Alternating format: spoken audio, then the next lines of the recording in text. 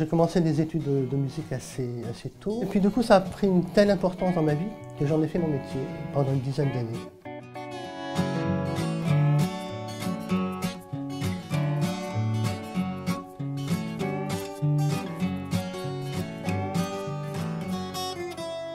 Je me souviens avoir commencé en écrivant une nouvelle. Puis après, voilà, j'ai écrit une deuxième nouvelle. Et puis j'ai travaillé parce que je me suis aperçu, je ne sais même pas comment on construisait un texte. Enfin, je n'avais pas de modèle. J'en ai toujours pas. Et donc j'ai beaucoup ramé pour donner quand même un sens à structurer un peu les choses.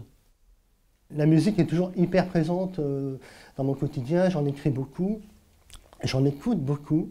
Et en fait, voilà, c'est que l'écriture, je me demande si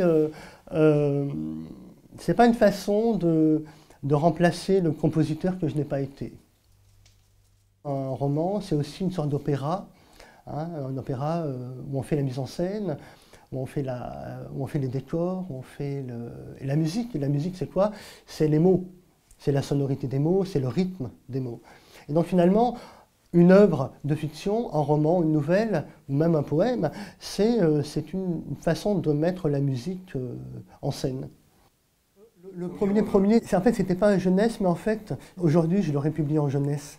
C'est un roman noir d'un jeune enfant prodige qui a 18 ans, pète complètement les plombs. Et voilà, donc il y avait déjà en fait ce truc par rapport aux jeunes adultes. Ouais. Et après, je commençais voilà, chez Syros, Une souris noire. C'était mon premier bouquin jeunesse. Et en fait, j'avais pris tellement de plaisir à faire vivre ce personnage qui avait 12-13 ans. En fait, je ne savais même pas que ça existait, la littérature jeunesse. Donc quand un éditeur m'a dit « Non, mais ça, c'est jeunesse », donc j'ai été voir un éditeur jeunesse, mais je ne savais pas vraiment que ça existait. Enfin,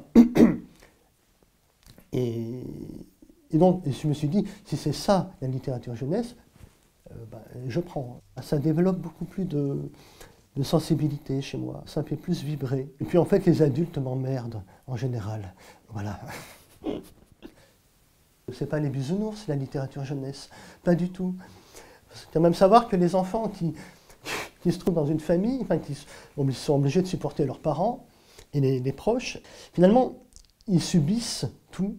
C'est un peu comme des fumeurs passifs. Enfin, là, ce sont des enfants passifs par rapport à ce qui est autour d'eux. Et en plus, ils voient tout, ils entendent tout.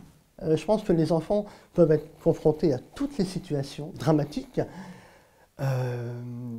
Et ils vont avoir, c'est intéressant, ils vont avoir une façon probablement différente de l'aborder qu'un adulte.